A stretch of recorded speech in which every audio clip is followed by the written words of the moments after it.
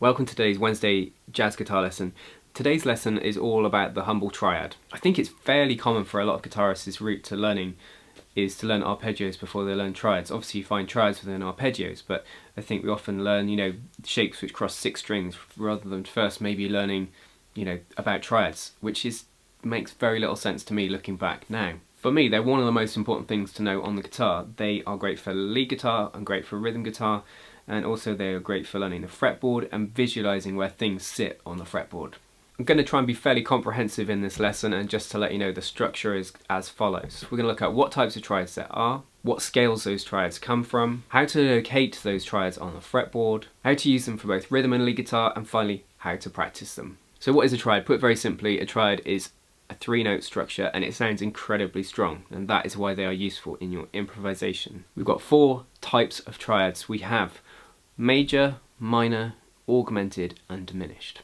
And we can split those triads into 2 camps, dissonant and consonant. In the dissonant camp we have augmented and diminished, and in the consonant camp, so the nice sounding ones, we have minor and major. So the minor and major ones are going to be of more use to you, but you can certainly use all 4 in your soloing and rhythm guitar playing. I'd like to add to that the dissonant ones, so the augmented and diminished ones, you're more likely to find in, I suppose, more challenging music or more tense rhythm music. So things like film scores use augmented triads a lot, and so does the genre of jazz. Now, all triads are derived from scales. Now, the formula for a triad is root, third and fifth. If we take the C major scale, the first, third and fifth note, we get the chord C major.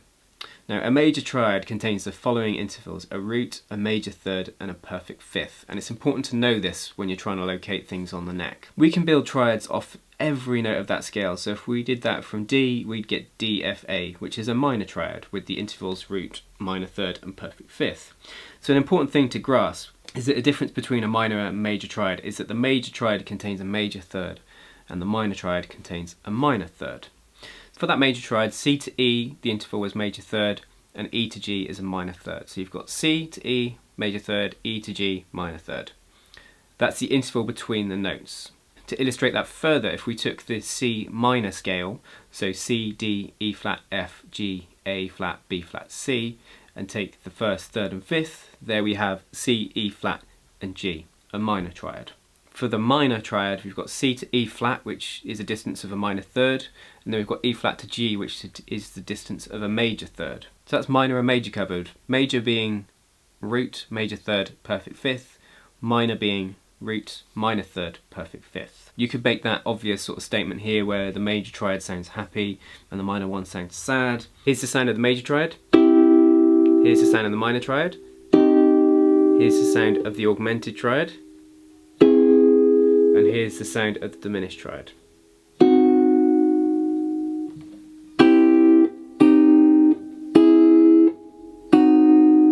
You really want to be able to hear those and recognise which one is which also, for your ear training, so being able to spot a major triad, a minor triad, an augmented one and a diminished one. So a C augmented triad is simply a major triad with a raised fifth. So instead of C, E, G, we have C, E and G sharp. This means the intervals are made up of 2 major thirds, because C to E is a major third and E to G sharp is a major third. So you can find augmented triads in the whole tone scale, the C whole tone scale being C, D, E, F sharp, G sharp, B flat and C.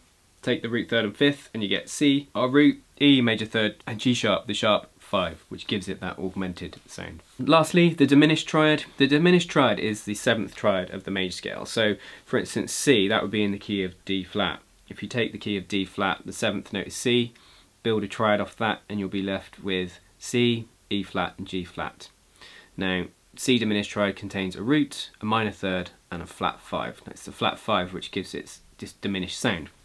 So just to summarise, if we put all the triads in C, we have C major being C, E, G, C minor being C, E flat, G, C augmented being C, E and G sharp, and C diminished being C, E flat and G flat. Now that we've got our 4 types of triads, let's move on to finding them on the fretboard, and we are really going to open a can of worms here. I'll put some fretboard diagrams on here to help you rather than having to guess where I am on the fretboard, but if we take a root C, which we could hopefully on all strings, you can play from the majority of places a triad in 4 different ways. So if I take C on the A string, so fret 3, I'll start with a major triad. We could play all the notes on one string, so that's C, E, G.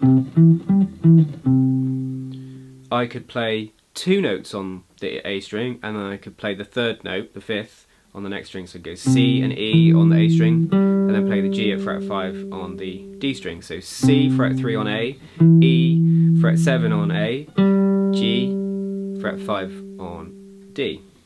We could then, the next one we could do, so far I got 1 string, then 2. The next one we could do is the root on the A string, and then the 3rd and the 5th on the D string. So it's got my C in the same place, E is, the 3rd is now on fret 2 of the D string, and G is the 5th, fret 5 on the D string. The 4th final way, we could play them on unique strings. So the root on the A string, the 3rd on the D, and G as an open string, the 5th. So that was 4 ways just from one place.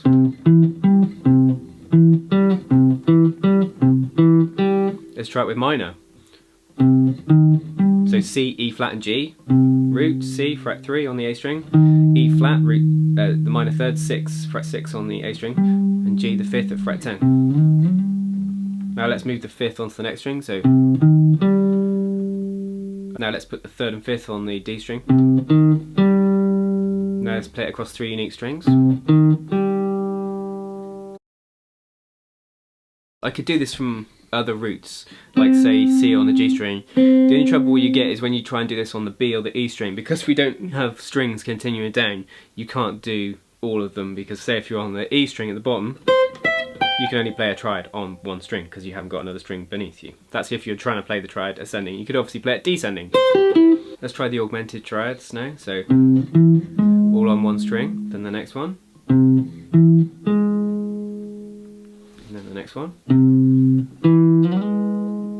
and finally on 3 unique strings. And the diminished on one string, so C, E flat, G flat. I really like doing this on one string because you can clearly see the intervals and the distances more so than when you cross strings. Makes the guitar like a piano in some senses. On 2 strings now. Now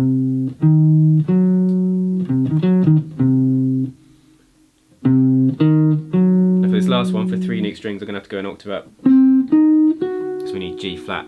We can't get that obviously with the open string there. So to recap, from the majority of places on the guitar you can play a triad from, you know, all the notes on one string, 2 notes on the first string, 1 note on the next, and then 1 note on the first string, 2 notes on the next, and then finally play it across 3 unique strings. So from this C here, fret 5 on the G string, 1 string, 2 strings, 3 strings. Now obviously this is just playing the triad in order of root, 3rd, 5th. You can also invert them, so start on E, go E, G, C, or G, C, E. Or change the order. You know, there's a lot we can do here, just scratching the surface. You could look at that all as there's a lot to learn there, but really there's so many similarities. You know, C is obviously the common tone between all of them, and you know, there's only 1 note difference between them. So they are different but very similar. Definitely all linked, and it's important to notice those similarities and differences to make your workload easier when practicing these. Now, moving on to how to practice them. What I would do first off is start by training your ear to the sound of them. Pick one triad type and work it around the circle of fifths or fourths. I like to go circle of fourths direction, so counterclockwise. So that would be like this. So finding them in different places on the guitar. C, F, B flat, E flat, and so on as you go all the way round. Ideally when you do this, sing it. So go da, da, da, da, da.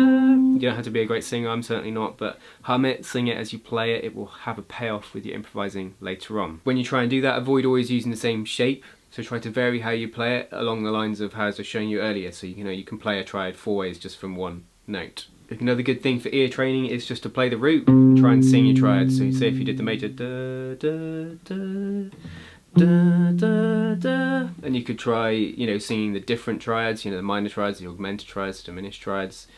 From 1 root, try and sing all 4. Da da da da da da da da da da da da. think I got all those right. Next way, you could play triads with random root progressions. If you Google random root practice progressions, it'll come up with a stream of, say, 12 notes in a random order. So it might go like C, then it jumps to G flat, then to E. You see what I mean? So that you're not always practicing them in sort of the same order. That's quite good practice. It's all about being able to find these things under pressure in the moment, which will help you when you come to improvising. We're trying to cultivate ear training, hearing them, but also being able to have good fretboard knowledge and find them like that. Another way is you could play them inverted, so instead of going C, E, G, you could go E, G, C.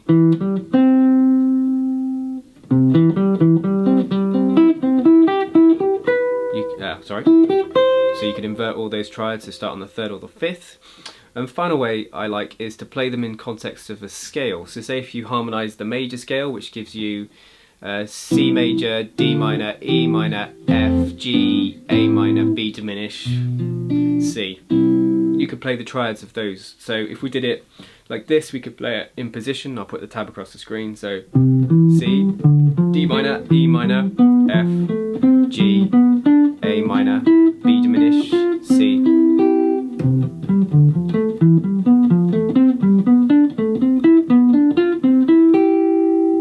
Could play them ascending. That was sort of all in one sort of area, sort of within a 4-fret span, but we could play them ascending the neck. This is nice. I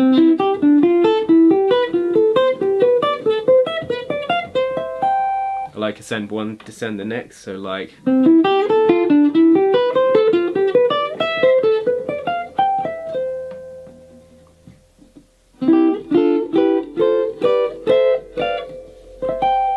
So that's my suggestions on how to practice them, you know, working in your ear, using the circle of 4ths or 5ths, inverting them, not always playing them in the same position, and then also playing them within the context of scale. So you could do that, you know, you can build triads off scales and you could use different scales to practice those triads. So how can we use triads for rhythm guitar? Well, so obviously a triad is a chord. When we play a C chord like this, in open position, we are playing 3 unique notes. We're playing C, E, G, it's just some are doubled, so we've got C, E, G, C, E, so we've got 2 roots and 2/3 and 1/5 in that particular voicing of C. But let's take a progression, let's say C to F minor, so like that progression. So I could find these triads all over the neck and maybe, you know, in root position, just something like.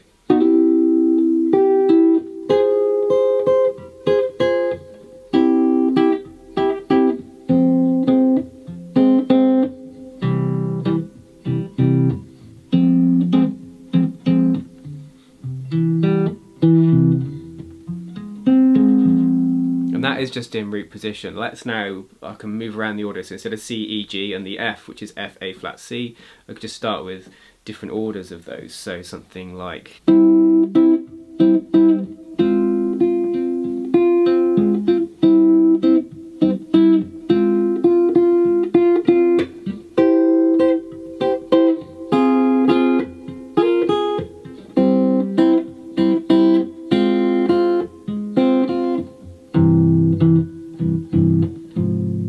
This is dark.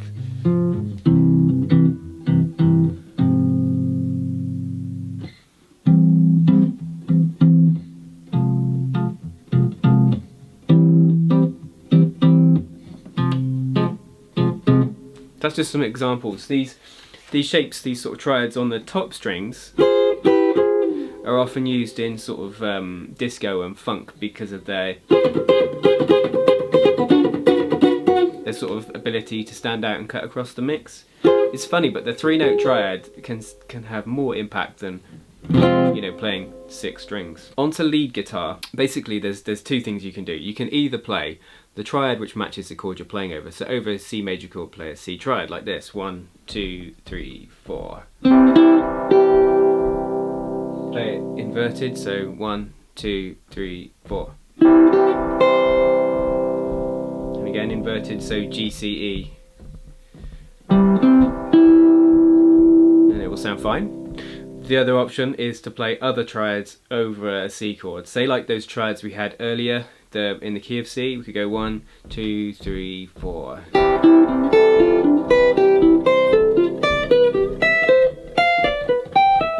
And And some of them will sound good, some of them will sound less good, but they kind of still work because they're strong structures. The other options is to play dissonant triads against your C, or against whatever chord you're playing. So say for instance, if we take a C chord, I could play tritonal ways, so G flat or F sharp, so I could go maybe C to G flat and back to C, so like 1, 2, 3, 4.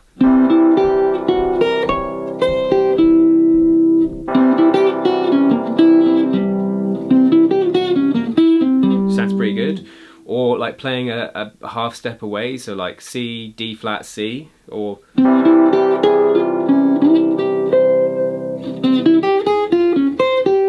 C, D flat, C. Or one I like is C is a 1 chord, play the minor 4 over it, so play C, F minor, C, so like.